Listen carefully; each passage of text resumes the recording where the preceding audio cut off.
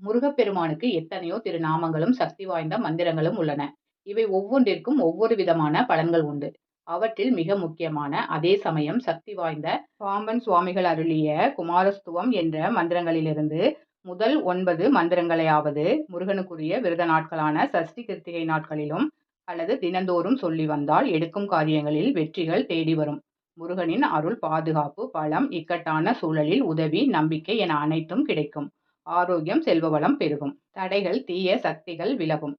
ஓம் சண்முகபதையே நமோ நமக. ஓம் ஷண்மதபதையே நமோ நமக. ஓம் சத்கிரீவபதையே நமோ நமக. ஓம் சத்கிரீடபதையே நமோ நமக. ஓம் சத்கோணபதையே நமோ நமக. ஓம் சத்கோசபதையே நமோ நமக. ஓம் நவநிதிபதையே நமோ நமக. ஓம் சுபநிதிபதையே நமோ நமக. ஓம் நரபதிபதையே நமோ நமக.